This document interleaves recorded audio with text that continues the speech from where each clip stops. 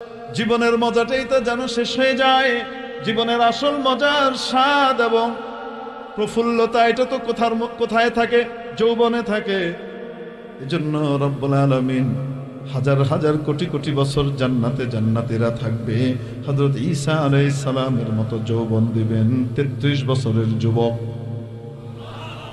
তাগড়া যুবক, অপরিণত যুবক নয়, পরিণত যুবক। ঈসার মতো কি দান করবেন? যৌবন দান করবেন। সুবহানাল্লাহ। পরশুদিন বলে রাখছেন, ইউসুফ আমি অবৈধ কথা বললে সেটা তুমি আমারটা রাখো নাই, সেটা ঠিক আছে, কিন্তু আমি যেটা বৈধ বলবো সেটাতে তো কোনো অসুবিধা নেই। না না, অবশ্যই আপনি যা বলবেন তা তো মানব। তো ওইদিকে এক দরজা, এদিকে এক দরজা, মাঝখান দিয়ে হাঁটার রাস্তা রাখছে, দুই পাশে দস্তরখান আর গদি দিয়ে সব বেশি। চিত্রটা কল্পনা করে যখন সবাই, জুলাইখা সবাই বলল, জি শুরু করেন, সকলে লেবুটা কাটি, প্রত্যেকে শুরু করি।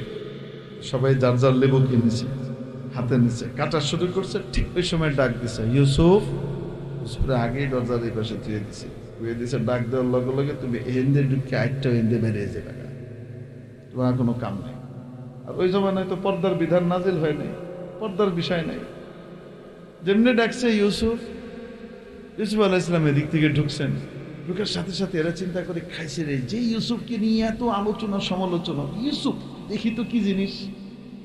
চাইছে তো চায়া রয়েছে, এদিকে চায়া রয়েছে, এদিকে কি চলে কন্যা কেন? চাকু চলে। লেবুর পরিবর্তে আত কাটটা আল্লাহ কত্তানা, কত্তানা বলেন নাই। যদি বলতেন কত্তানা আইদিয়াহুন্না, তাহলে অর্থ হতো যে তারা তাদের হাত কেটে ফেলেছে। আল্লাহ বলেছেন কত্তানা, তাকতি থেকে, এটার খেচ্ছতে লয়ে যে কেটে ফালি ফালি করে ফেলেছে, কুটি কুটি করে কেটে ফেলেছে। মানে পৌঁছ এদিকে ওদিকে কত জায়গায় লাগছে, এদের খবরও নাই। হ্যাঁ করে তাকায় রয়েছেন। সালাম বেরিয়ে চলে গেছে। জুলাইখা মিটে মিটে হাসে আর তাকায় বলে, কি ব্যাপার তোমাদের হাত, মানে কাটার আগে কি ব্যাপার, কেমন দেখলা? তারা কয়,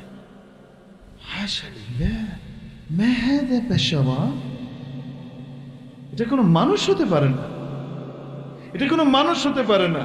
ইন হাদা ইল্লা মালাকুন কারীম, এ তো সাক্ষাৎ ফেরেশতা,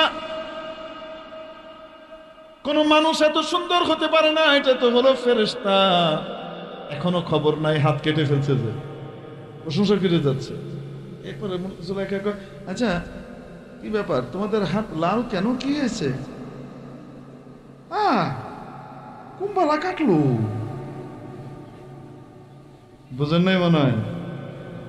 এইবার জুলাইখা কয়, হাদা আল্লাযী লুমতুন্নানি ফি, এই সেই ইউসুফ যার ব্যাপারে তোমরা আমাকে খারাপ বলো না। একদিন দেহে, একবার দেহে এই অবস্থা, আজকে একটা ফালি ফালি করে লাইছো।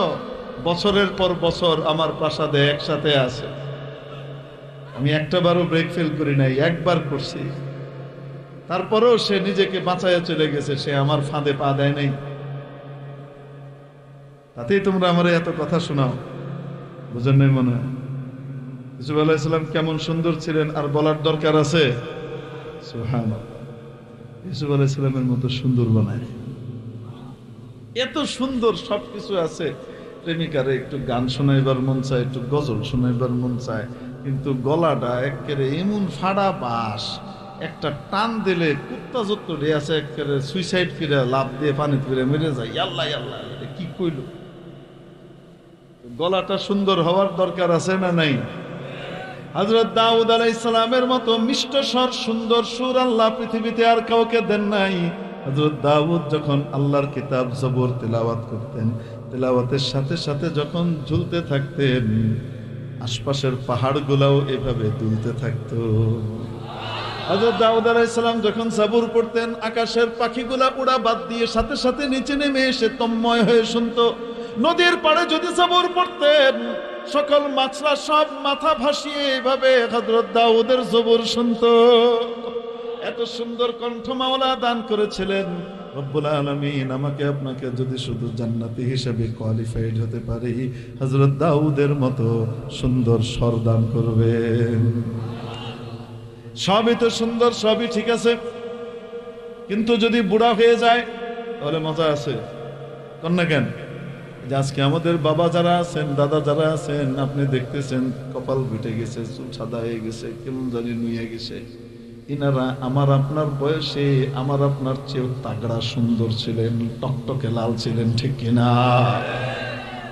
বার্ধক্য চলে আসলে জীবনের মজাটাই তো যেন শেষ হয়ে যায়। জীবনের আসল মজার স্বাদ এবং প্রফুল্লতা এটা তো কোথায় থাকে? যৌবনে থাকে। এজন্য রব্বুল আলামিন হাজার হাজার কোটি কোটি বছর জান্নাতে জান্নাতীরা থাকবে, হযরত ঈসা আলাইহিস সালামের মতো যৌবন দিবেন। 33 বছরের যুবক, তাগড়া যুবক, অপরিণত যুবক নয়, পরিণত যুবক। ঈসার মতো কি দান করবেন? যৌবন দান করবেন। সুবহানাল্লাহ। পরশুদিন বলেন কয় নবীর গেল? হযরত সুলাইমান আলাইহিস সালামের মতো রাজত্ব আর বাদশাহী দিবেন। সুলাইমান এই পৃথিবীতে রাজত্ব করেছেন, শুধু মানুষের উপরে নয়, জিনের উপরেও রাজত্ব করেছেন, পাখির উপরেও রাজত্ব করেছেন, মাছের উপরেও রাজত্ব করেছেন, পিঁপড়ে থেকে শুরু করে সমস্ত পশু পাখির উপরে রাজত্ব করেছেন। সুবহানাল্লাহ। গুদুহা শাহরু ওয়া রাওয়াহুহা শাহর। বিশাল তখ্ত ছিল, সেই তখ্তের মধ্যে ডান পাশে থাকতেন 500 জন বড় বড় মানুষ আলেম, বাম পাশে থাকতেন 500 জন বড় বড় জিন আলেম, আসমানি কিতাব জবুরের আলেম। এদেরকে নিয়ে উনি রাজত্ব চালাতেন। সুবহানাল্লাহ। কেন না? তাহলে যারা আসমানি এলেম শিখে মোল্লা, তারা দেশ চালাতে পারবে না। হুজুরা কি দেশ চালাতে পারবে? পারে না। আফগানিস্তানের মোল্লারা তো চোখের সামনে দেখায় দিছে, ঠিক কিনা? সারা পৃথিবীকে কাঁচকলা দেখিয়ে, যারা শত্রুতা করেছে তাদেরকে কাঁচকলা দেখিয়ে অর্থনৈতিক সমৃদ্ধি কোত্থেকে কোথায় নিয়ে গেছে। সুবহানাল্লাহ। পারে কি পারে না? মোল্লারা তো সারা পৃথিবী শাসন করেছে। হযরত সুলাইমানের সাথে উজির নাজির ছিলেন তারা। সুবহানাল্লাহ। এই 500 জন 500 জন 1000 জন, মাঝখানে হযরত সুলাইমান পুরা তখ্ত সহ, এই চলো অমুক দেশে চলো, এই যেতে চলো, সৌদি আরব চলো। মনে করেন ওই সময় তো সৌদি আরব ছিল না, পুরা তখ্ত ওইটা রওনা হয়ে গেছে। হযরত সুলাইমান তার পুরা সভাসদ সহকারে, চাকর বাকর সহকারে, এই সবকিছু সহ চলতেছে। কিসের এরোপ্লেন? এরোপ্লেনে কয়জন উঠতারে? বুঝেন কি বলি? হাজারের উপরে মানুষ নিয়ে হযরত সুলাইমান। আল্লাহ তাআলা বলেন এক সকাল এক বিকালে, এক এক সকালে 1 মাসের পথ যাইত, এক এক বিকালে 1 মাসের পথ যাইত। বাদশাহীরা কি মন কেমন মনে হয়?